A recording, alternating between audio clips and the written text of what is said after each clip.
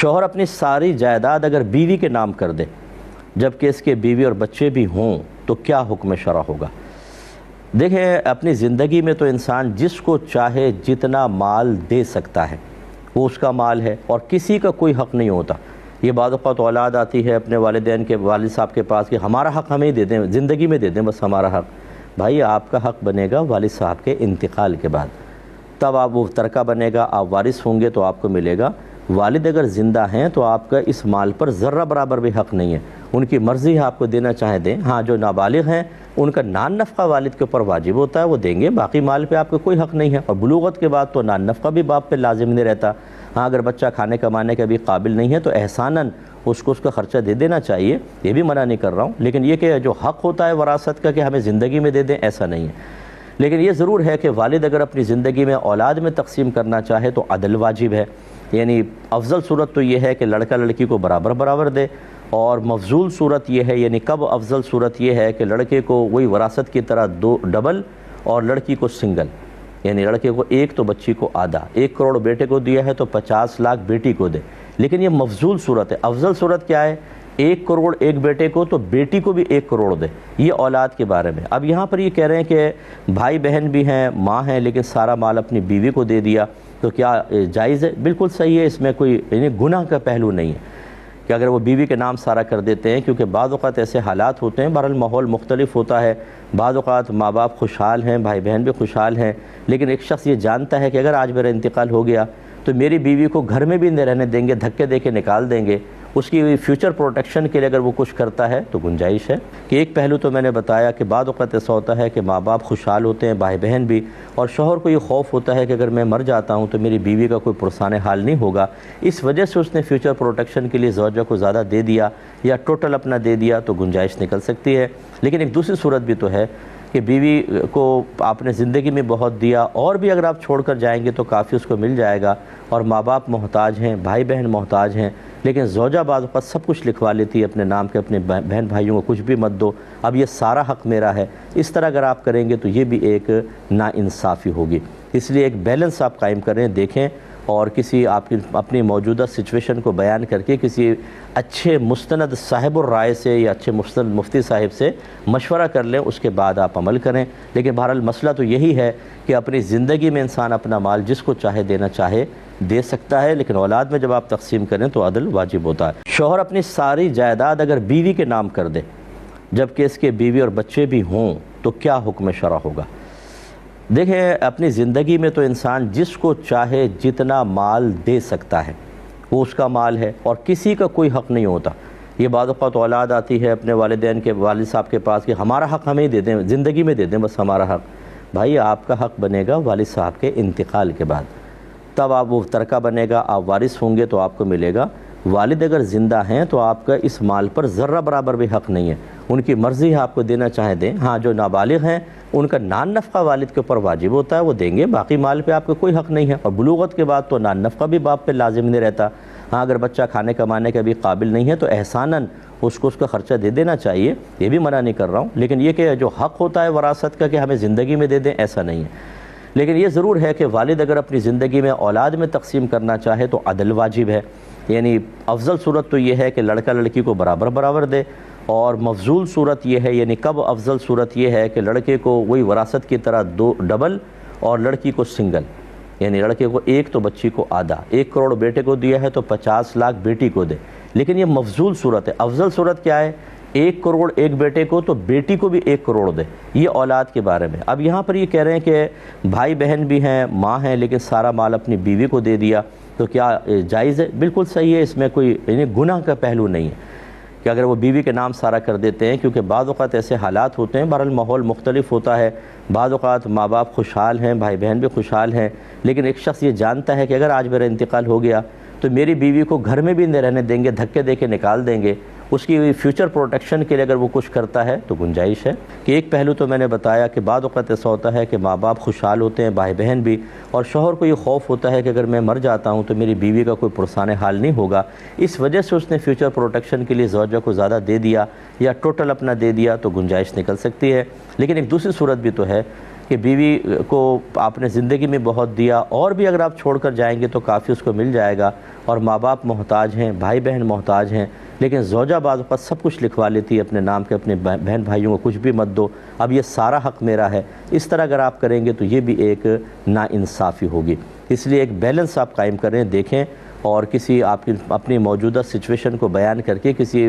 اچھے مستند صاحب الرائے سے یا اچھے مستند مفتی صاحب سے مشورہ کر لیں، اس کے بعد آپ عمل کریں۔ لیکن بہرحال مسئلہ تو یہی ہے کہ اپنی زندگی میں انسان اپنا مال جس کو چاہے دینا چاہے دے سکتا ہے، لیکن اولاد میں جب آپ تقسیم کریں تو عدل واجب ہوتا ہے۔ لیکن پہلی بات تو ہے کہ یہ واقعی بدعت ہے، کیونکہ نبی کریم صلی اللہ علیہ وسلم کے بعد جو کچھ دین اور دنیا میں نئی چیز ایجاد ہوئی اس کا نام ہے بدعت۔ اب اگر وہ دین کے خلاف ہے، قرآن و حدیث کے خلاف ہے، تو اس کو بدعت سیئہ کہتے ہیں، یعنی بری بدعت۔ اور اگر دین کو تقویت دینے والی ہے، کسی اچھی نیت کے ساتھ، علماء کی تائید کے ساتھ ایجاد کی گئی ہے، تو اس کو بدعت حسنہ کہتے ہیں۔ اور اگر دنیا کی کوئی نئی چیز جیسے نئے نئے کھانے، سواریاں وغیرہ، تو انہیں بدعت مباحہ کہا جاتا ہے۔ جس پر گرفت ہے وہ بدعت سیئہ ہوتی ہے، باقی نہیں ہوتی۔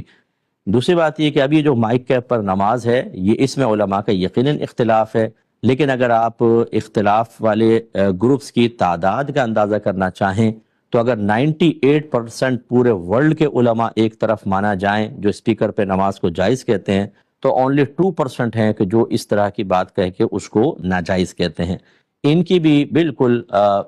رائے کا احترام کرنا چاہیے، ٹھیک ہے، ان کے پاس اپنے دلائل ہیں، لیکن میرے آقا نعمت امام اہل سنت شاہ احمد رضا خان علیہ رحمت الرحمن فتاوی رضویہ میں ارشاد فرماتے ہیں کہ جب کوئی مختلف فی مسئلہ ہوتا ہے، یعنی ایسا مسئلہ جس میں فقہا کا اختلاف ہو جائے، تو جس طرف میجورٹی ہوگی حق اس طرف ہوگا۔ جی بالکل ہے، دو باتیں ہیں اس میں۔ پہلی بات تو یہ کہ اگر والدہ آپ کی تربیت کر کے گئی تھیں، اس تربیت کے نتیجے میں آپ کوئی نیک عمل کریں گے، تو آپ چاہے یہ نیت کریں نہ کریں، آپ اپنے والدہ کے لیے بہت ہی بڑا ثواب، بلکہ والد صاحب کے لیے بھی بہت بڑا ثواب جاریہ ہیں۔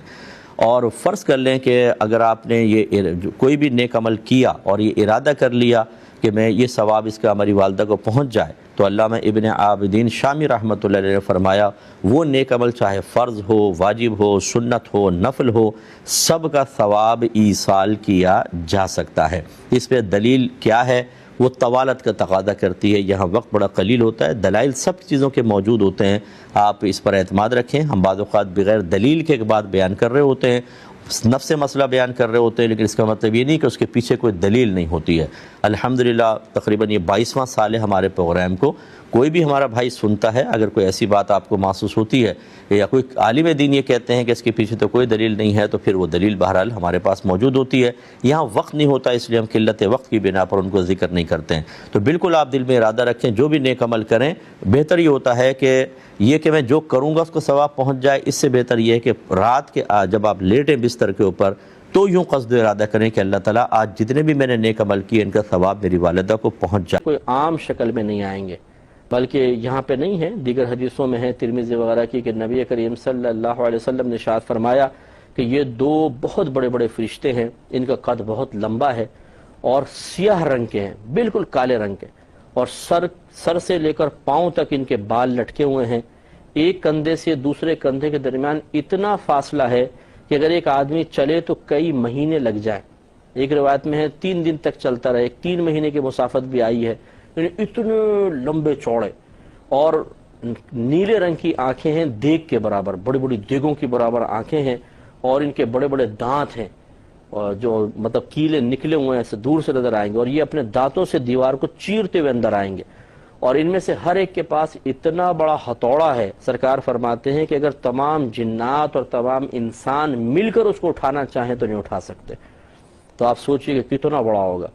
اور جو پھر پھنس گیا وہاں پر، یہ وہی ہتھوڑا اس کو ماریں گے پوری طاقت سے، تو اسے کیا ملیا میٹ ہو جائے گا۔ جیسے آپ بعض اوقات ہم چیونٹی کو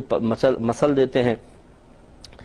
کھٹمل وغیرہ کو مار دیتے ہیں، مچھر کو مار دیتے ہیں، وہ بھی ایسا نہیں ہوتا کہ پس کے بالکل ذرہ ذرہ ہو جائے، تھوڑا بہت نظر آتا ہی ہے۔ تو یہ تو ہتھوڑا پڑ کے انسان کا حال کیا ہوگا، لیکن انسان ختم نہیں ہوگا، پھر اللہ تعالیٰ درست کر دے گا اور عذاب ہوتا رہے گا۔ خلاصہ کلام یہ ہے کہ اصل آزمائش اور فطرہ یہی ہے کہ جب منکر نکیر آئیں گے تو ایک تو ویسی انسان اکیلا، گھر والے چلے گئے ہیں، قبر کا اندھیرا، چھوٹی سی قبر ہے، اطراف میں مردے ہیں، وحشت ہے، اور پھر اپنے سابقہ زندگی کے گناہ بھی نگاہوں کے سامنے آئیں گے، جو جو کارنامے کیے تھے، رزق اللہ کا کھایا تھا، بات دشمن شیطان کی مانی تھی، اپنے نفس کے پیچھے چلے تھے، اور اس وقت اللہ تعالیٰ کی گرفت کی باتیں سن کے ہنسی آتی تھی، دانت پھیل جایا کرتے تھے، اور کوئی گرفت کا احساس نہیں تھا، اس لمحے کے بارے میں کبھی سنجیدگی کے ساتھ سوچا نہیں تھا۔ تو یہ تمام چیزیں جب جمع ہو جائیں گی تو دہشت اور خوف کی وجہ سے بعض اوقات زبان بند ہو جائے گی۔ تو یہ اصل میں سرکار اشارہ فرما رہے ہیں کہ دنیا میں ایسے کام کرو، ایسی تیاری کر لو کہ وہاں پر جا کر زبان نہ لڑکھڑائے یا دہشت کی وجہ سے زبان بند نہ ہو جائے۔ تو جس کو اللہ تعالیٰ توفیق دے گا وہ قائم دائم رہے گا، اور جو اپنے گناہوں سمیت اندر گیا اور اللہ ناراض ہوا، یا کافر ہے، مشرک ہے، منافق ہے، وہ کوئی جواب نہیں دے سکتے، ان کی زبانیں بند ہو جائیں گی، یا دیں گے تو غلط قسم کا جواب دیں گے۔ ایک روایت میں ہے کہ جب نبی کریم صلی اللہ علیہ وسلم نے قبر کے فتنے کے بارے میں ارشاد فرمایا، منکر نکیر کی حیت بتائی اور وہاں کی دہشت کا تذکرہ کیا، تو حضرت عمر فاروق رضی اللہ تعالی عنہ نے پوچھا، یا رسول اللہ صلی اللہ علیہ وسلم، کیا اس وقت ہماری عقل سلامت ہوگی؟ یعنی ایسا تو نہیں کہ مخبوط الحواس پاگل سے ہو جائیں گے؟ سرکار نے فرمایا کہ نہیں، تمہاری عقلیں سلامت ہوں گی۔ تو عمر فاروق رضی اللہ تعالی عنہ نے ارشاد فرمایا، بس پھر تو میں سنبھال لوں گا۔ یعنی واقعی ان کو زیبا تھا، اتنی ہمت والے کہ اتنے بڑے عظیم فرشتوں کو دیکھ کر بھی مجھ پہ کوئی دہشت طاری نہیں ہوگی، عقل سلامت ہے، میں سب سنبھال لوں گا۔ تو لیکن آپ کے میرا معاملہ علیحدہ ہے، ہمارے سامنے تو ذرا عام قد سے لمبا شخص آ جائے، 7 فٹ کا آدمی ہمارے سامنے آ جائے، تھوڑا لمبا چوڑا، اسی کو دیکھ کے دہشت میں مبتلا ہو جاتے ہیں۔ وہ عالم چنا صاحب کا شاید انتقال ہو گیا ہے، ہمارے کوئی ایک رشتہ دار تھے، وہ بتا رہے تھے کہ وہ اندرون سندھ گئے، غالباً سیون شاہ گئے تھے، شہباز قلندر کے مزار پر تھے، کہاں پر، بہرحال وہاں وہ بیٹھا ہوا تھا، تو اس کے ہاتھ، وہ بتا رہے اتنے چوڑے چوڑے ہاتھ تھے، تو ویسے وہ دہشت میں آ گئے کہ شاید یہ کوئی جن بیٹھا ہوا ہے آ کر۔ تو ایک عام آدمی جو تھوڑا سا ہم سے نارمل سائز سے بڑا ہوتا ہے، اسی کو دیکھ کے دہشت طاری ہو جاتی ہے، تو منکر نکیر کی دہشت کا عالم کیا ہوگا؟ جبکہ جو حیت میں نے آپ کو بتائی، سوچیں کیسی حیت ہے۔ تو اس لیے اب منکر نکیر کے سامنے سوالات کے جوابات میں آسانی کے لیے ہمیں دنیا میں ہی کچھ کام کرنا ہوگا۔ رٹا لگانے سے کوئی فائدہ نہیں ہے، رٹا تو وہاں سب بھول جائے گا۔ اس کا مطلب ہے کچھ اور اعمال و افعال کا انتخاب کرنا ہوگا، کچھ اور طرح سے تیاری کرنی ہوگی، جس کی مختصر سی تفصیل یہی ہے کہ ہمارے علماء نے ارشاد فرمایا کہ انسان اللہ تبارک و تعالیٰ سے ڈرتا رہے، عبادات استقامت سے کرے، گناہوں سے بچنے کی کوشش کرے، اپنی صحبت اچھی رکھے، اچھے لوگوں کے ساتھ بیٹھے، اگر خدا نخواستہ بتقاضائے بشریت کبھی گناہ سرزد ہو بھی جائے تو توبہ کرنے میں دیر نہ کرے۔ یہ بہت مشکل ہے کہ کسی انسان سے گناہ ہی نہ ہو۔ اگر میں کہوں کہ جی آپ سے کوئی گناہ ہی نہیں ہونا چاہیے، تو ہونا تو یہی چاہیے حقیقتاً، لیکن یہ بہت مشکل بات ہے۔ انسان ہونے کے ناطے انسان سے لغزش ہو جاتی ہے، خطا ہو جاتی ہے، تو گناہ بری بات ہے، لیکن اس سے زیادہ بری بات یہ ہے کہ انسان گناہ کر کے توبہ نہ کرے۔ تو ایک روایت میں ہے بھی کہ اچھے گناہ گار وہ ہیں جو گناہ کرنے کے بعد توبہ کر لیں۔ اور اللہ تعالیٰ اور اس کے رسول کریم صلی اللہ علیہ وسلم نے بڑی کرم نوازی فرمائی ہے، ہم پر تو بہت ہی بڑی کرم نوازی ہے۔ پچھلی امتیں گناہ کرتی تھی تو ان کے ایک تو رات میں اگر گناہ کرتے تو دن میں ان کے دروازے پر گناہ لکھ دیا جاتا تھا کہ اس نے رات میں یہ گناہ کیا ہے، اور اس کو فوری سزا بھی دنیا میں دے دی جاتی تھی، ناک کاٹو، آنکھ کاٹو، کان کاٹو، کھال کاٹ کے پھینکو، اس قسم کی سزائیں۔ ہمارے لیے آسانی یہ ہے کہ گناہ ہو جائے فوراً اللہ تعالیٰ کی بارگاہ میں توبہ کریں، کامل پختہ دل کے ساتھ یہ ارادہ کر لیں، پختہ ارادہ کر لیں اپنے قلب سے کہ آئندہ میں یہ گناہ نہیں کروں گا، اور یہ ارادہ صرف اللہ کے خوف کی وجہ سے ہو، بس ایک دم نام اعمال صاف ہو جائے گا۔ تو اس لیے ہمیں کوشش کرنی چاہیے کہ پہلے تو گناہ ہی نہ ہوں، اگر خدا نخواستہ ہو جائیں فوراً اپنے رب